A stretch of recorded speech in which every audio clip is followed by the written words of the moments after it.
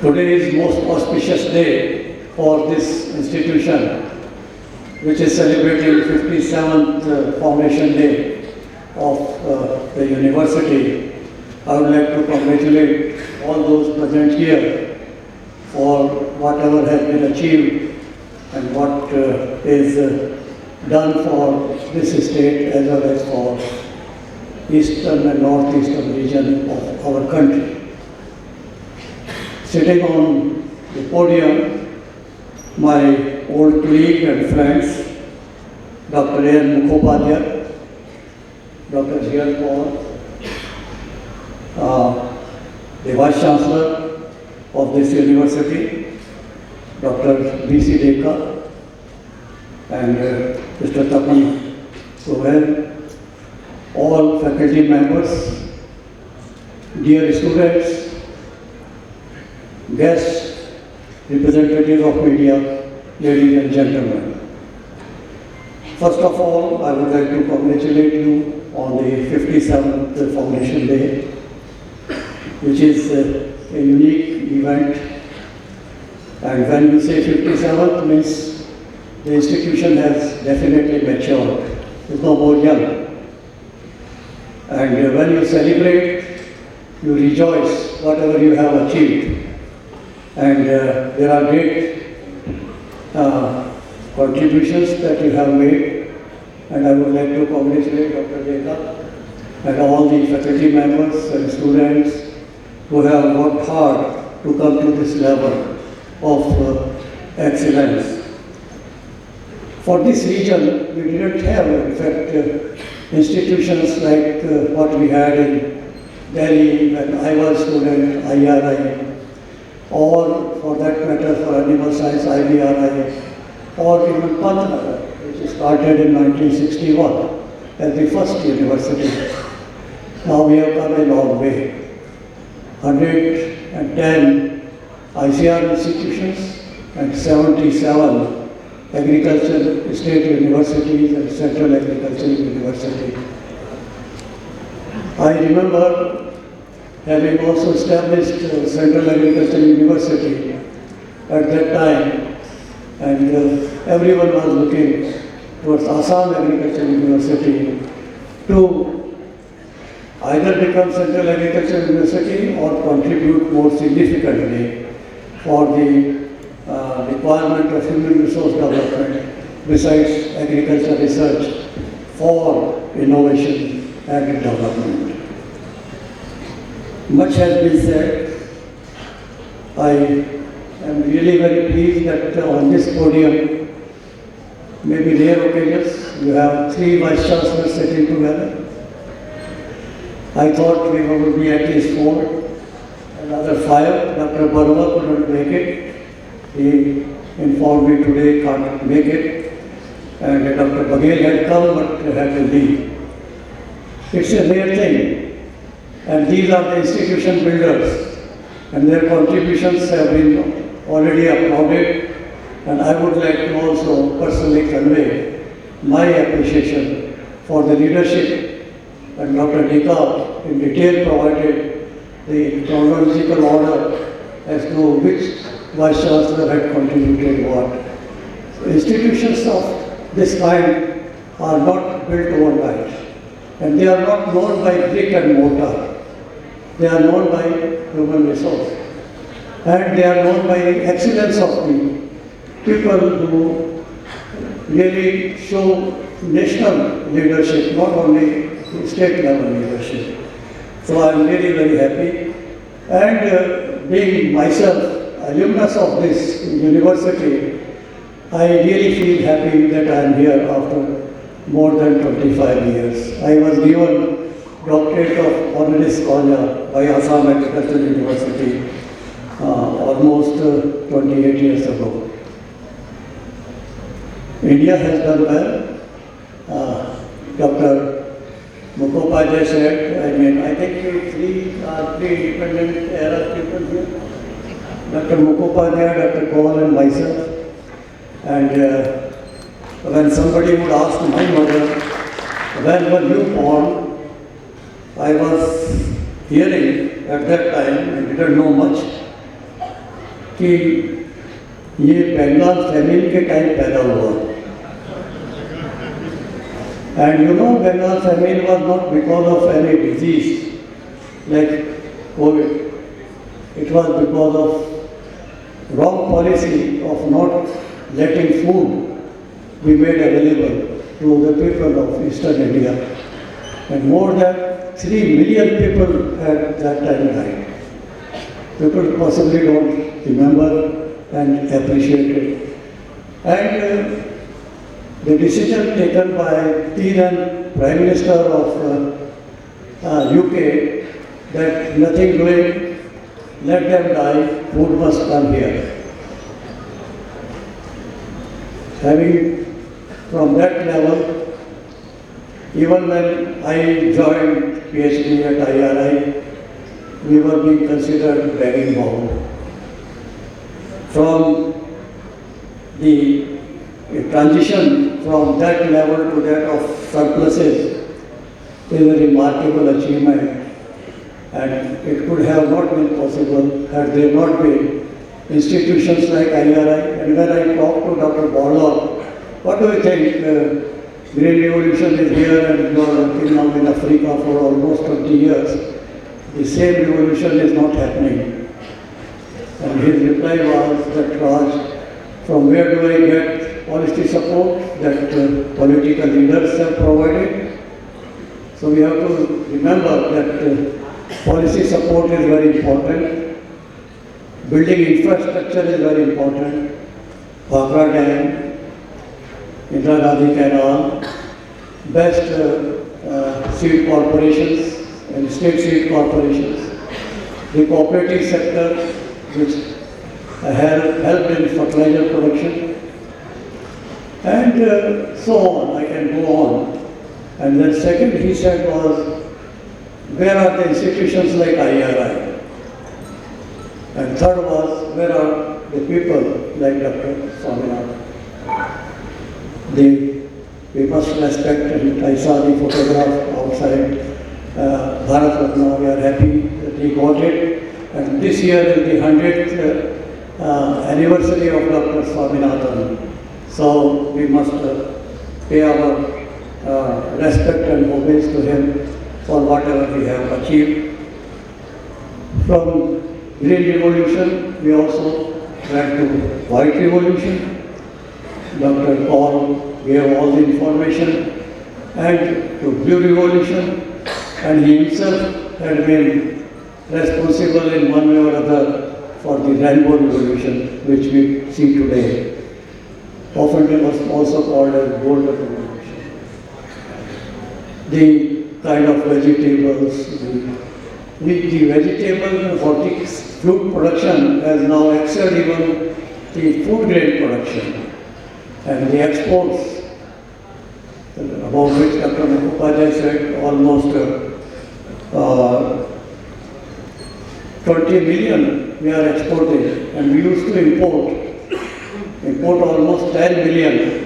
And at one time, even Indira Gandhi went for begging food to the President of US, she was declining.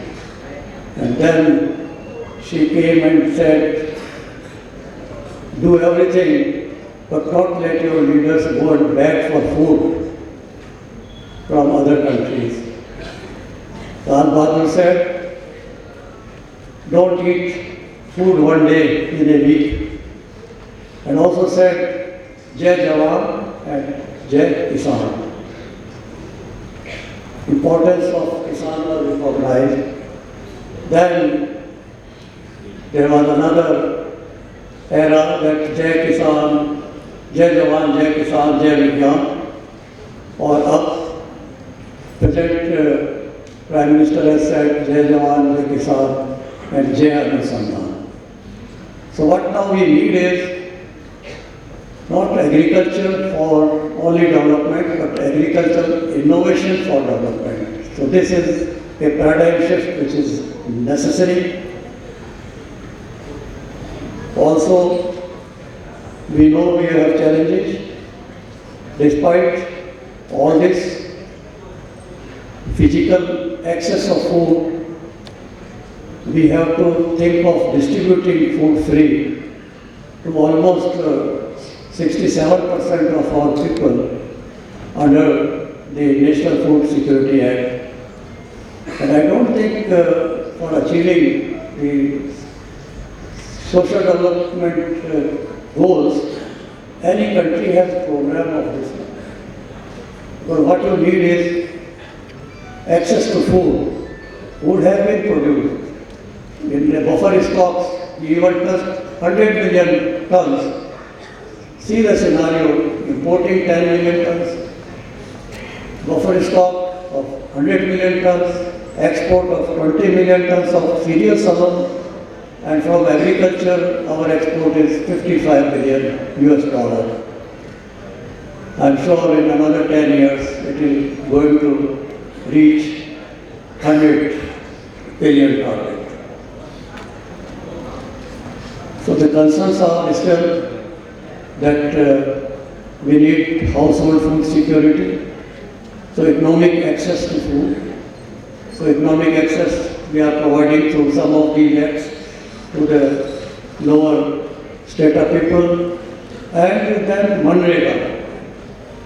I don't see anywhere a program of that kind which has ensured the labor to get income of 100 days in a year minimum under the scheme, so that they are able to have some better income. Now we are talking of the farmers' income. We have challenge still of nutrition security. And nutrition security, at least 40% of our children below 5 years of age are malnourished today. We can't be happy on that. We have to have access to the nutritional food, not only the food.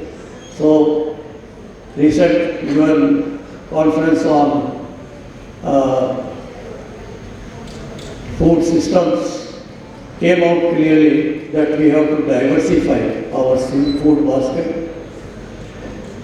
We can't just depend on wheat, rice, maize, and a few of the pulses, and must go in for more dependence on local food systems. And that's why we raised before UN that millets should be recognized. And the UN year of millets was celebrated just a year ago. In the G20, which we recently had held, it came out clearly that India seemed to be progressing much better and faster through agricultural growth. And on agriculture, 50% population is still dependent. But Assam, I don't know whether figures are correct or not, almost I'm told 80% people are dependent on agriculture. Which means agriculture is a very, very important sector of this state, and not only this state, for most of the northeastern region. And I have been telling that if second green revolution has to come, it will come from the eastern and northeastern region only, because the kind of natural resources that you have are nowhere else available. And these natural resources have to be used more scientifically and efficiently.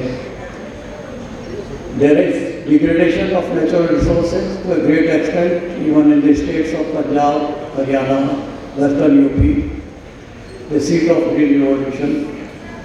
But luckily, that level is not here. On the contrary, we have to see as to how we can utilize these resources for sustainable second green revolution in the region. And water is not a limitation, but use of water efficiently and using the micro irrigation technology using solar power is a challenge. I am told in of this state of Assam, the area irrigated out of 4 million hectares that you have, the irrigated area is only around 5 to 6%. This, why not we, and then cropping intensity has to be increased. So cropping intensity, which is around 145, has to be made at least 175 or even 200. Why can't we do that? Most of the dependency is on rice alone, and rice is the main crop, but then lot of land is left fallow after rice, and there are definitely good options, but that would require taking our research results out to the field, and major challenge is of making the extension system more stronger than what possibly it can be. But how can you do that?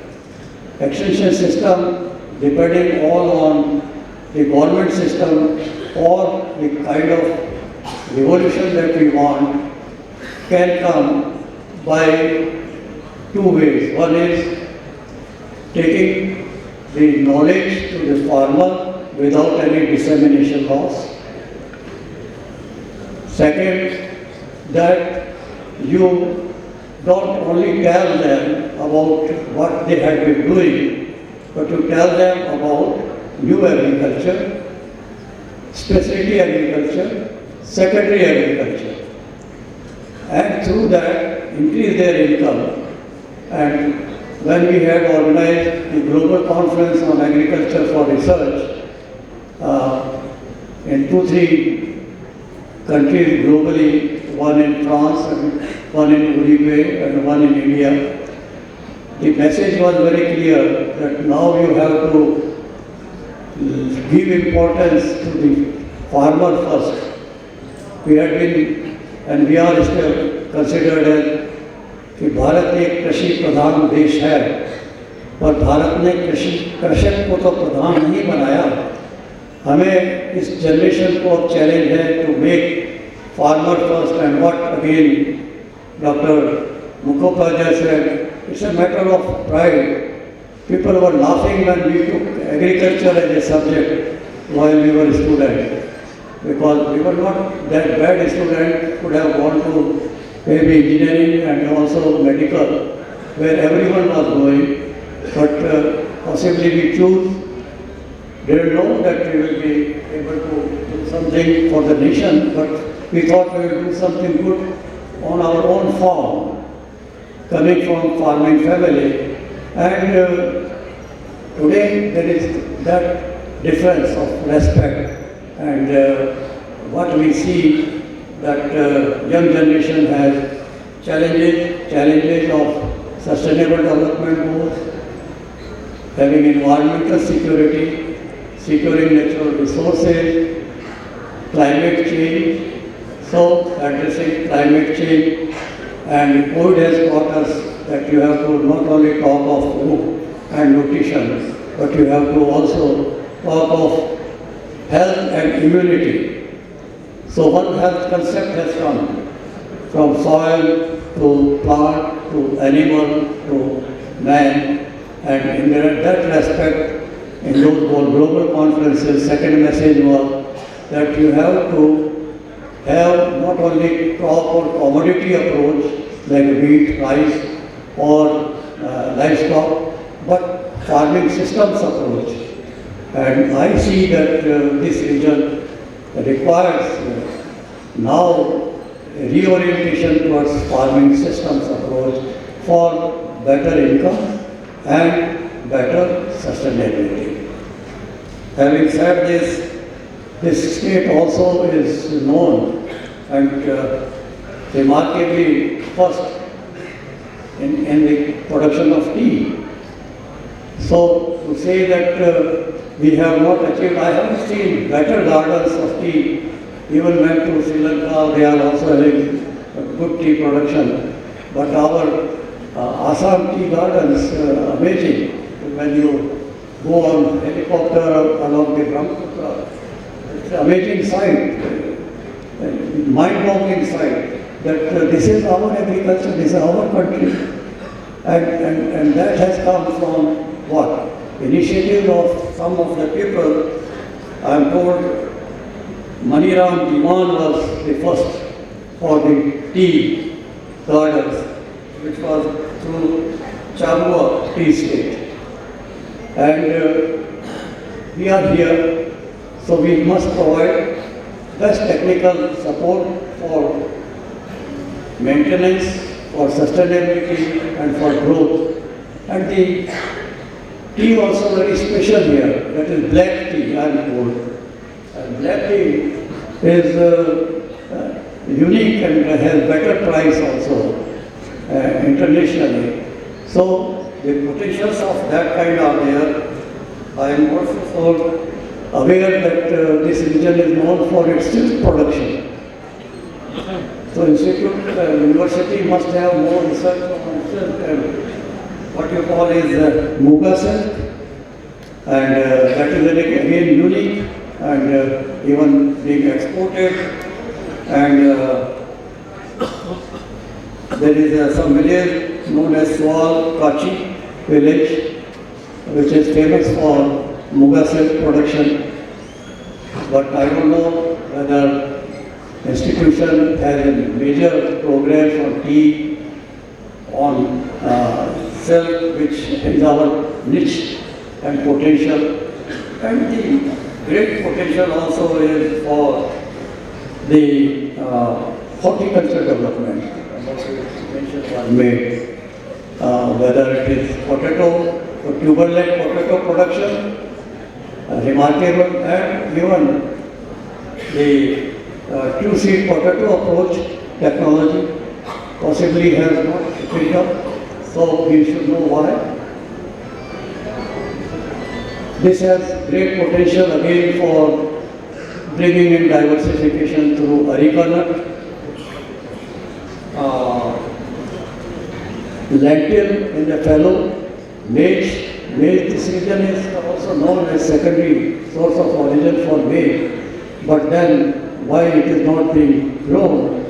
And soybean, if you go beyond Myanmar, Thailand, to northeastern region of Asia, or even to China, soybean is a food crop and provides sustainability. Even in America, for maize production, it is 1 year soybean and next year maize. So maize soybean rotation has provided them sustainability through zero-till system for almost last 5 decades.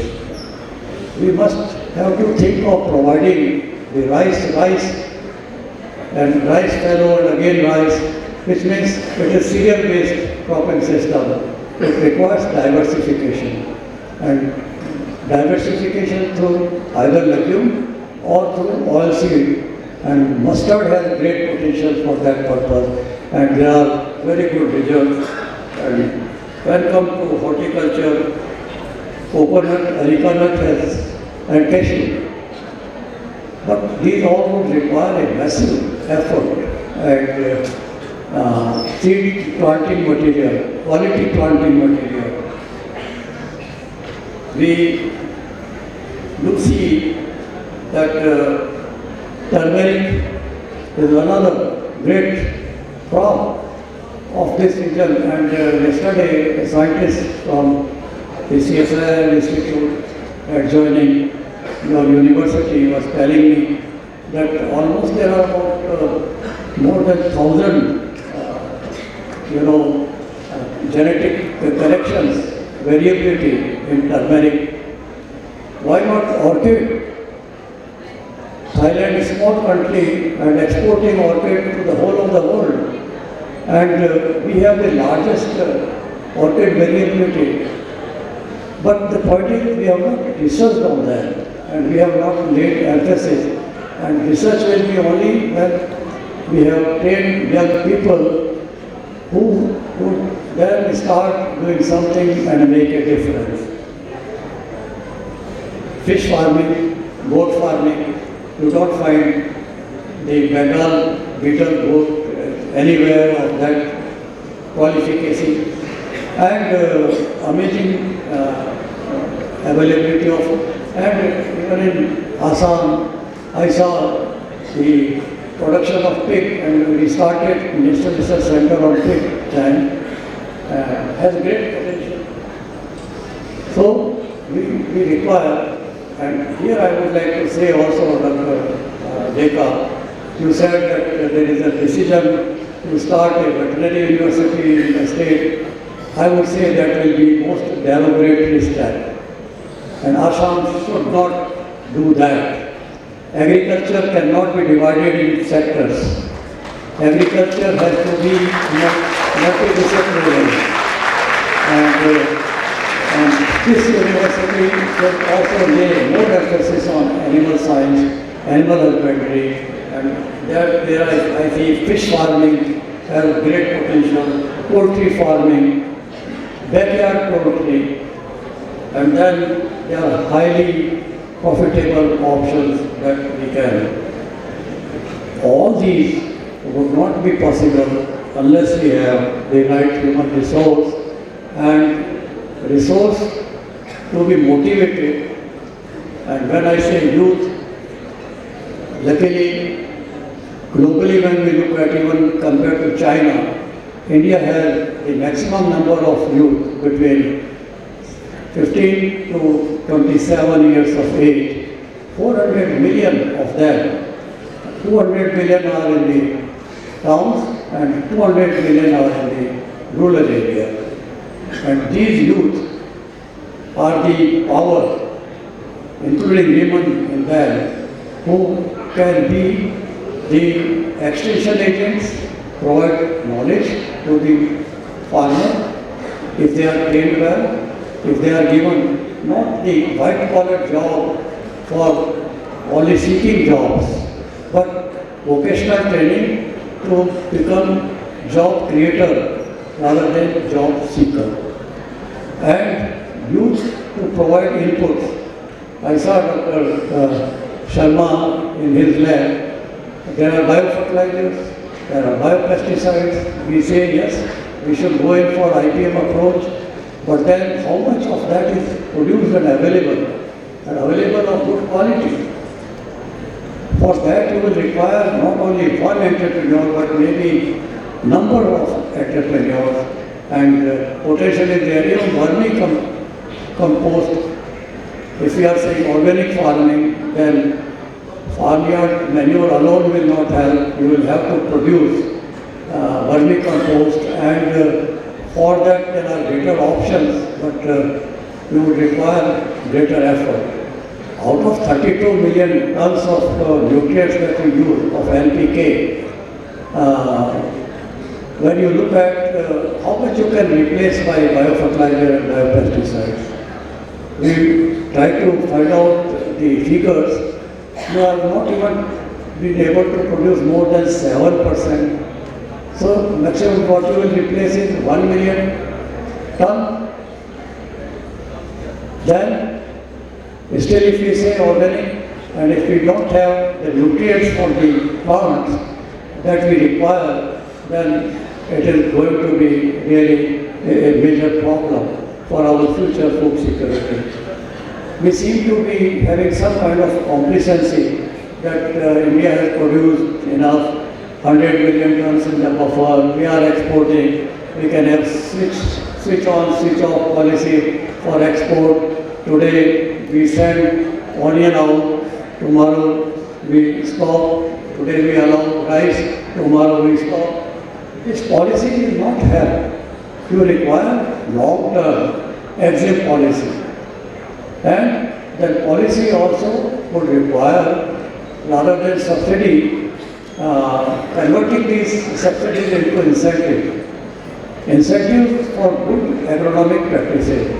Like if there are soils which are in this region acidic, and we have given that recommendation in our report to the Government of India also. It was constituted by the Principal Secretary to the Prime Minister, and I submitted that report. that this region requires lime, but this lime has to be imported from other states. So when you bring this lime, then there has to be some effort in it, and if my soil is acidic, you give me subsidy only for N urea or for my nitrogenous nutrient, then what is the point of it? So soil health test basis, it should be, we should provide lime, which is a easy technology for improving productivity, but then it would require effort, and converting these subsidies into incentives is a possible option and can help a great deal. I think I have taken already my time. Finally, I would like to say that for rice also we will have to think differently to improve its productivity further. The old varieties you say about 8, 10, and average is still 2.2 or 2.6. So, can't we really move forward? What is stopping? Is it that farmer is not using proper technology, or whether seed is not available, or whether seed is not being produced? And also in that context, we have to think of being an exporter state. Now I am happy that about 10 or 15 years ago, Assam became self-sufficient in export. But is that okay? So then we have potential of also exporting it to other states or to abroad. You have beautiful black and red rices, and we have to work on those biotechnologically as to whether they have medicinal value as well. And in the rice bran and other countries have come forward with those technologies or using biotechnology for lesser insect damage. So there are options, and those can be only possible. And submergence tolerance varieties also you have, but then seed of it should be available. And whether Seed Corporation has better tie with the university for the foundation seed and the production of certified seed has to be looked into. The problem is of today, not of possible options, but of lack of coordination and convergence. Everyone wants to work in their own silo. My empire. And you are not doing, you are not doing. So you pass on the buck. So the state will say, university if their extension system is weak, and so on and so forth. So we have to work together. We have to see that we make use of our KVK more effectively and try to improve the profitability of the rice farmer. It is around only 50,000 per hectare.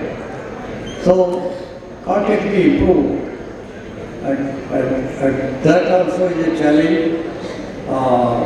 Boro rice was at one time picking up, but then I understand the area has gone down. So what are the constraints? And in any case, I don't advocate rice system. So we have to have diversification. So why not rapeseed mustard, lentil, even maize, great potential there, and good experiments, good results are there through various international organizations' experiments in this region. Let me conclude and say that we do need now a missionary approach in the state, and for that, institutions like this university can play real pivotal role, and the mission should have for sustainable agriculture diversification in Assam. I understand even a World Bank project is going on for improving agricultural efficiency, improving efficiency of nutrient use, and also is under that sub-missions for seed, sub-mission for horticulture, and sub-mission for livestock development. If we have a holistic program and approach, and maybe a vision document of the university, because when you celebrate these foundation days, is the right time to have an introspection as to in which direction we should go in future. We are talking of 2047. So what is our vision for Assam for 2047? The university should provide, you have the best intelligentsia, academia, and can churn out and come out. And also we have to make sure that the university is in alignment with the new education policy and move into the direction of Nehru, which is being talked about. And I'm told it is number 8, so why can't be number 1? What's the problem? We have all these strength here, and the kind of strength I saw in the cultural program, if that is the kind of strength we have, the sky is the limit, we can achieve everything. And we have to look out, not only look for Assam. And for that, our youth should also move out. If I would have not gone from Rajasthan to New Delhi and from New Delhi to UK, possibly would have not known what India is, and from UK possibly would have not known globally where we stand. So, moving is also important. The interface with other best institutions is important. And fortunately, within India, excellent institutions and infrastructure of this kind. In our time, hardly we could ever imagine this kind of hall and the kind of laboratories that you have today. And the kind of internet in the library we used to go and sit for up to midnight to see a journal because some other person was reading. And now you can get all information right sitting here. So, sky is the limit. Let us open our horizon. Let us see that we move forward. And finally, university should think of now not only the degree programs, but vocational courses, short courses, diploma courses, certificate courses, for training the youth to be entrepreneurs, to be efficient power producer organization, to be input provider, or to be also providing the knowledge to the farmer, to private extension.